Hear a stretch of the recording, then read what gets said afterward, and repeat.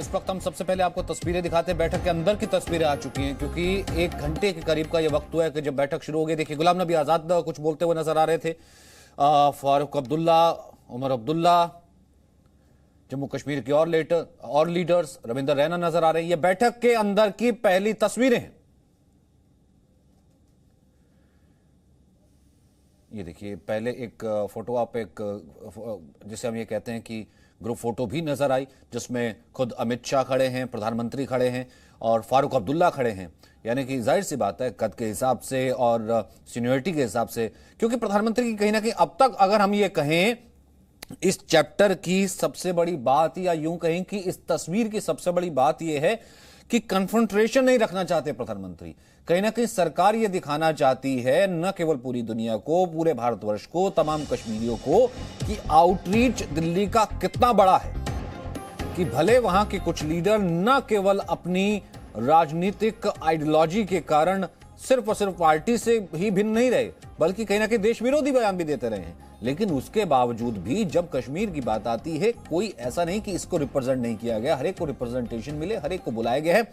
इस कारण से एक टोटल आउटरीच की बात है और इसका असर कहीं ना कहीं फारूक अब्दुल्ला की उस भाषा में, उस वाणी में देखने को भी मिला। जिस वक्त फारूक अब्दुल्ला अपने घर से निकल रहे थे तो तमाम रिपोर्टर्स ने उनसे पूछा कि महबूबा मुफ्ती कह रही हैं कि पाकिस्तान से बात होनी चाहिए, आपका इस पर कहना है? तो उनका यह कहना था कि फिलहाल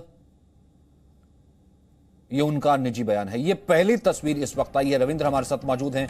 रविंद्र, ये पहली तस्वीर उस सर्वदलीय बैठक की, प्रधानमंत्री बीच में, साथ में गृह मंत्री और बिल्कुल उसके साथ जो है फारूक अब्दुल्ला पहली ही रो में, फिर महबूबा मुफ्ती और फिर जितेंद्र सिंह, और इधर जो है एलजी हैं, फिर गुलाम नबी आजाद। यानी कि कद के हिसाब से सीनियर नेताओं को आगे खड़ा करना, एक फोटो खिंचवाना। पहली तस्वीर, ये पहला चैप्टर की ये पहली तस्वीर अब तक शायद यही बता रही है रविंद्र कि प्रधानमंत्री की तरफ का आउटरीच एक बड़े दिल का है। बिल्कुल सचिन, देखिए, खुले मन से न्योता दिया गया, कोई एजेंडा नहीं है। आप आइए, अपने मन की बात करिए और सरकार की बात सुनिए। और ये तस्वीर, ये वीडियो वही दिखा रहा है कि जिस तरह से यहाँ बैठक में आने से पहले कल तक जो बयानबाजी हुई थी वो बयान अलग थी, लेकिन जब टेबल पर आप बैठ रहे हैं तो यहाँ का माहौल कुछ अलग ही होगा। और जो तस्वीर, जिस तरह से गर्मजोशी से सब एक दूसरे का स्वागत कर रहे हैं, खासकर जो कश्मीर के नेता है, चाहे वो फारूक अब्दुल्ला हो या फिर महबूबा मुफ्ती हो या दूसरे नेता हो, जिस तरह से प्रधानमंत्री का स्वागत कर रहे हैं, प्रधानमंत्री से बातें कर रहे हैं, वो साफ दिखा रहा है कि दोनों तरफ से कहीं ना कहीं इस टेबल पर अब कहा जा सकता है खुले मन से बातचीत हो रही है। और जो फैसला होगा, चाहे जितने भी फैसले हों, वो सब पर सहमति बनाकर ये बैठक खत्म होगी, ये मान के चले सचिन। यानी जम्मू कश्मीर के लिए आने वाले दिनों में पॉलिटिकल रूप में एक बड़ा फैसला ये बैठक लेकर जाएगा। जाहिर सी बात है, पॉलिटिकल रूप में बड़ा फैसला लेकर के जाएगी। अब यूं देखिए ना, कई बार जैसे कहते हैं ना रविंद्र, अंग्रेजी में कहते हैं अ पिक्चर स्पीक्स 1000 वर्ड्स। मेरे ख्याल से यही है, एक तस्वीर कई बार 1000 शब्दों से ज्यादा चीज बता देती है। और ये देखिए, प्रधानमंत्री का हाथ जोड़ के सबसे मिलना, गुलाम नबी आजाद के साथ तो उनका, जिस वक्त गुलाम नबी आजाद का टर्म खत्म हो रहा था, उन्होंने किस तरीके से वो भावुक तक हो गए थे, उनका एक पर्सनल आउटरीच होना।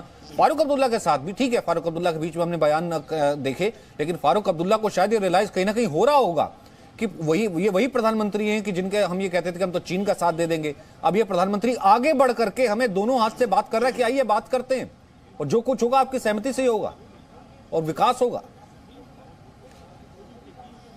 बिल्कुल सचिन, आपने वो बयान वाजपेयी जी का सुना होगा कि आप एक कदम बढ़िए, हम 2 कदम आगे आपसे बढ़कर गले लगाने को तैयार है।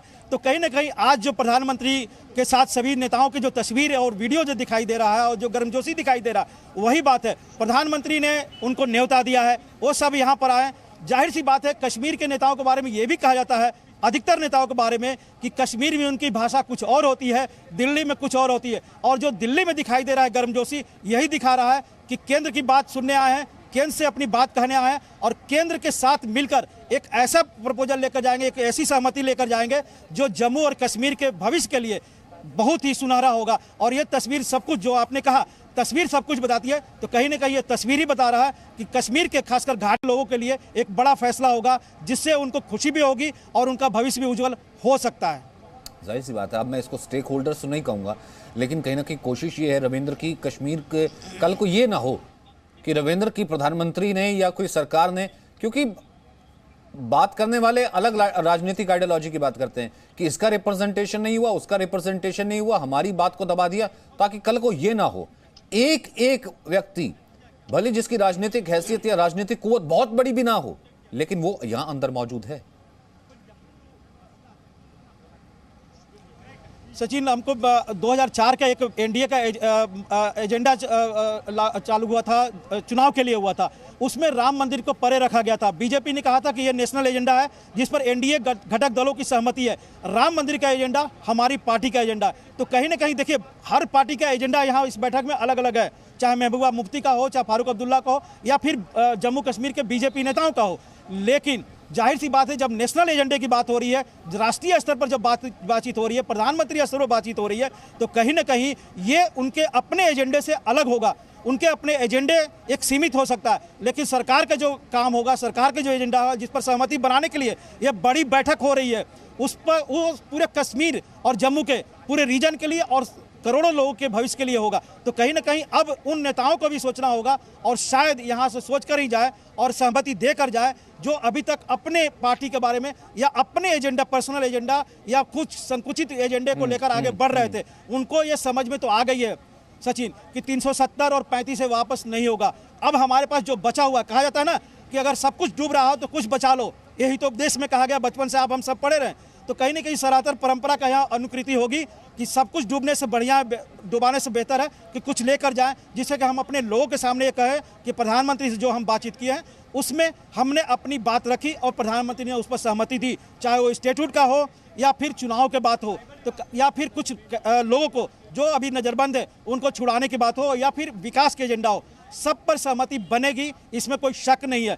सहमति नहीं बनेगी, और जो जाहिर सी बात है, जो बार बार सचिन हम लोग बात कर रहे हैं, जो कतई नहीं स्वीकार करेगा सरकार कि 370 और 35 की वापसी हो, या विदेशियों से बात किया जाए, विदेशी हो, पाकिस्तान हो या चीन हो या कोई भी देश, क्योंकि जम्मू कश्मीर भारत का अभिन्न है और इस पर किसी भी बातचीत नहीं की जाएगी। अब इस टेबल में पाकिस्तान का क्या काम, इस कमरे में पाकिस्तान का क्या काम, अब इस कमरे में चीन का क्या काम, ये तो उनको बखूबी समझ में आ ही रहा होगा। कम से कम उन नेता को जो कोशिश कर रहे थे कि अपनी कॉन्स्टिट्यूएंसी को एड्रेस, और कहीं ना कहीं अगर मैं ये कहता हूं स्टेक होल्डर इसमें कहीं ना कहीं इन लोगों की अपनी साख भी है कि सरकार ने तो 370 हटा दिया, वो विकास की बात करती, केंद्र की योजनाओं को पहुंचाने की बात करती है, लेकिन जब हम इस कमरे में बैठे हैं, अगर वो विकास का रोड मैप जो है सरकार की तरफ से, प्रधानमंत्री की तरफ से दिखाया जा रहा है, तो वहां पर मैं अड़ंगा लगा रहा हूं या उसे आगे बढ़ा रहा हूं। कहीं ऐसा ना हो कि कल को, क्योंकि फिर कल को अगर जवाबदेही होगी तो फिर जवाबदेही से ये लोग जो हैं वो बच नहीं सकते। Presenting B News app available on Google Play and App Store. Download it now.